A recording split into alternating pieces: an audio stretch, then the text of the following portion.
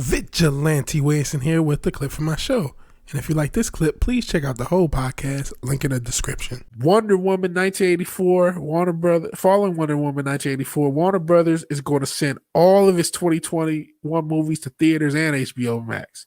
And it's really 2 years worth of movies because they had everything this year and everything next year. Because remember, they kept delaying films. What did Finner say? So, dude, don't worry. I'm going to America. I may be scared, but if I let my fear dominate me, I'm not better than these woke losers. I appreciate it. Animation is my dream and writing is my love. But independent animation is going to be the future. There's some animation YouTube channels that are eating right now. So that the point of me talking about this, what do we got here, Finner? Get thousands. Scripts, American cartoons, save my childhood. So I'm always going to try help it get back on its feet. Okay, well, we appreciate you when you come here, bro.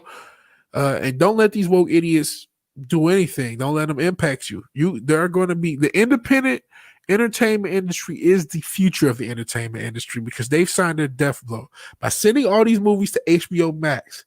HBO Max, a platform that barely has 8 million subscribers. HBO Max, a platform that apparently has 40 million plus people that has free access to HBO Max but haven't activated it. That's how much interest is in this platform. And they just sent every single movie they have. They just sent every single movie down to this platform to hope and pray that it gets enough money. Let me see. Only need a good animator. I would say look out there. There are good animators. There are good animators out here. And I would say collaborate with people in this collective, the Fandom Menace collective. There are a lot of talented people out within it. And so yeah, I hope you can find a good animator for your script. Another thing, I'm not sure if you're in the comments, I always check out Sweetcast. There's, you see the crowdfunding thing with comments. I want to see your animation one day or your cartoons one day, Finner. I bet you're a talented person, man. So I would say look around, and there's an animator looking for your script. Trust me, there's an independent animator who is looking for a writer to collaborate with, like you. And I would say pound the pavement for that guy, and you'll find him in that way. You won't have to go through this broken industry that's killing itself. It's literally killing itself because all of these movies are not going to be upcharged. It's just going to be the basic $15.99. They've just given away billions of dollars. They devalue all of these movies. They're all now just Netflix movies. They're on a broke down Netflix. That isn't really Netflix. Oh, thanks, man. Oh, no, thank you. I appreciate you supporting me, and I want to support you, man. Can't wait to see your cartoons that one day.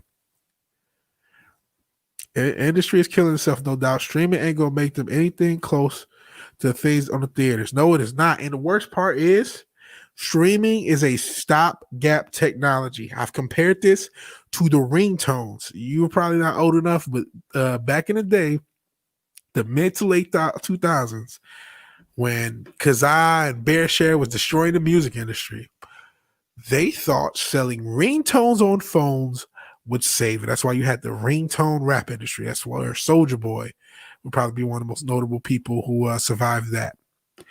And ringtones was a stopgap because the real future was Pandora and Spotify and Tidal. That was the actual future for the entertainment industry or the music industry. But they didn't know that. They put everything behind ringtones, and it didn't cost them nearly as much as this is going to cost HBO Max and Warner Brothers and AT&T. Streaming is a stopgap technology, believe it or not. Yes, Netflix is extremely popular, and I'll get into a little bit of their financials to end off the show. But to me, this is the future.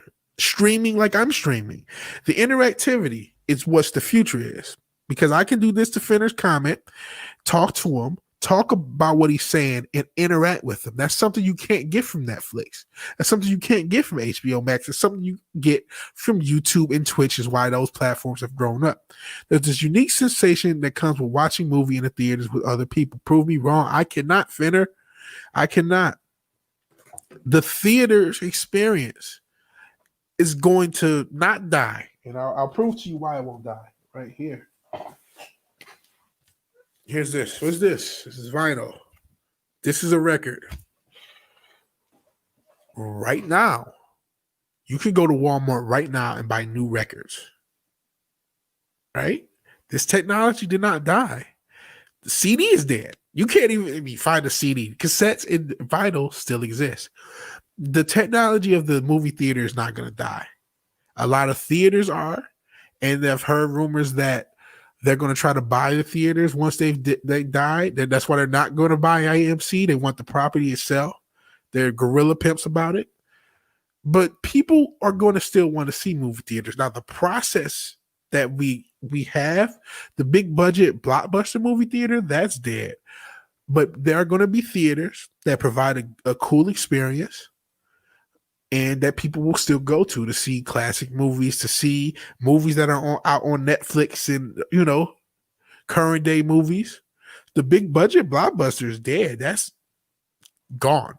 There's no way you can spend hundreds of millions of dollars on a movie and get those type of returns. But the smaller movie, you may get more jokers. That only costs like $19 million to make. You can spend $20 million, $25 million on a movie and get $100 million return between streaming and a smaller amount of theaters that will exist. Say, you give the sensation of humanity and heart. Netflix, HBO Max, it's all heartless and robotic. No soul in it. If there's no soul, no love, how can others love it? Exactly. So that's why the future is going to be streaming. I think Netflix can be a part of it. Apparently, I'm not going to give the source, but apparently they're talking about doing a YouTube or Twitch-esque part of their streaming. They're trying to do if Netflix can compete with YouTube or compete with Twitch or both and add that element to their platform, that is the future. The people that can combine both, where you have these these entertainers, rather they're independent film creators or big budget film creators, and you can still do this. I can go and see what finished comment is while we're watching. Let's say we were watching Let's say we were watching Wonder Woman 84. I'm not sure how you feel about it. I'm moderately excited. Let's say we were all watching Wonder Woman 84, commenting and talking about it. You had the options to remove the chat or not. How much of a different experience is that? Because we can't simulate, like you said, there's a sensation about the movie theaters, and there's no way to recreate that. But you have to create something new to draw on. You have to create that new experience. And I feel like streaming, the interactivity that this gives is that new experience, is the future. Eric July is the future. He's coming up with his own platform, right? He does if you don't know who he is, Young Ripper, he does stuff on YouTube, stuff on Twitch. He does music. He's the future because he's going to have his own platform and he's going to use YouTube as, if they want to act like a hoe, they're going to be used as hoes. They're going to become Instagram instead of competing with Netflix is what they should be doing. But they're just going to be used for creators to say, hey, look at me. This is what I provide. Come to my platform, because he's going to have his own platform. Other creators are doing similar things. Finner is the future of the entertainment industry. When he gets his animator, he gets his cartoons going, he's the future of the entertainment industry. Nerdrotic, Doomcock, all the creators you love, they're the future of the entertainment industry. HBO Max wants to put all of his movies on his dead platform and hope they can math it out and get all this money. And by the way, this is Netflix's statement. And I know it can be frantic, jumping all over the place, but Netflix is going to lose money next year. They were able to profit. As productions increasingly start, we expect Q4 20 to be slightly negative.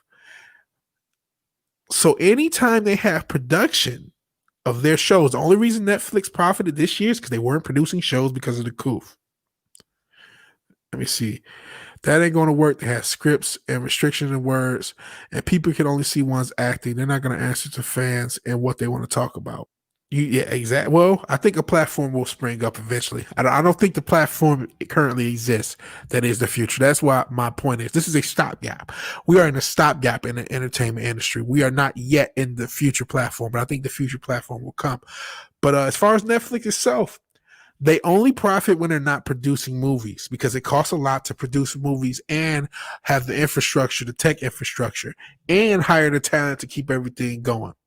So Q4, which goes into this in the beginning of next year, is going to be negative because they have production going on their shows. They only profited this year because they had no production and because of the coup. So this company that is, again, $100+ billion in debt, spent billions and billions on these movies, put all of them onto this platform that only has 8 million people who currently subscribe. They weren't on Roku, even though apparently this is giving us some leverage. Hell, Latino slant. Hell to the great Vigilante. I'm not sure how great I am. I'm trying to be good. But they've put all their eggs on this basket. A basket that the leader Netflix cannot profit if they're producing film. If they're putting money behind film, they cannot profit. I had a past statement. This is an article that talks about this debt that I wanted to talk about. Cash concern is real. Content may be king, but cash is king in business. Cash is the lifeblood of any company. And this is a 2019 article. This is pre-coup. Netflix blazes through its cash like a wind-backed fire. It's affected to generate a cash loss of $3.5 billion. That's how much it lost last year when they were producing shows. That's why I was trying to find that report and I could not find it. This article does a better job in Forbes. That's what Netflix costs. When it's producing shows, when everything's up and running, it's a negative of $3.5 billion. And they are trying to get to that position. HBO Max is trying to get that position. They are banking their entire company, as far as entertainment, on trying to get to that $3.5 billion loss so they can be the leader like Netflix. How can this work? How does that math? I am not a math major. Please explain how that math. How does this company get out of debt with HBO Max? They don't. They die. They are dying. Let them die. Let them die. Because the good news, because I usually end with good news, as I've been alluding to, the good news is as they die, we shall rise. Whether it's this platform, another platform, we will replace them. Because we've already, to a certain extent. When I say we, I mean the YouTube and the Twitch. Think about this. Netflix lost subscribers. Sports is down. And the only thing that was up was the news, the election news cycle. But even that has gotten down because people don't trust the news. So where are people spending their time? They're spending their time playing video games. They're spending their time watching YouTube for the real news. And they're spending their time watching Twitch. They're not spending their time to the same extent. They're still watching Netflix. Don't get me wrong. A lot of them already have Netflix. That's, a part of what's slowed. But the Netflix still lost subs. And that's the leader. That's the king. Everybody else is imitating. I mean, Amazon has a lot of people sub to Amazon Prime, but you can't say they're all sub to Amazon Prime for the video. And that's what the entertainment industry is banking its entire profit off of. They're going to die. We will have to be the entertainers of the future. And talked about this in the Dave Chappelle clip that I did, where he talks about how he signed his contract and is it right that he's not going to get his residuals from the Chappelle show. The next generation's Dave Chappelle is not going to have to go through that. He's not going to have to go and sign his rights away. He's going to look on YouTube to figure out how to produce his show. He's going to probably start off as an Instagram or YouTube comedian producing skits. And as he grows, get the budget to do everything he needs to, owning everything. And if he needs to, sells his own DVDs and Blu-rays or whatever he wants to sell, physical media, using YouTube and Twitch as streaming platforms or the new platforms as they come along. That's the future Dave Chappelle. He's not going to have to go through Comedy Central and beg for a spot just to get ripped off by a mega corporation.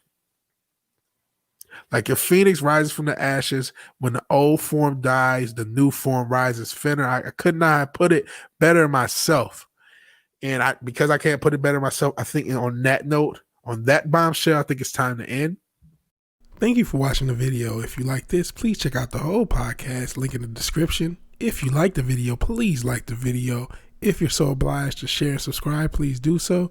Let me know in the comments below how you feel about the video. And even if you do none of these things, thank you for watching and thank you for your time. God bless.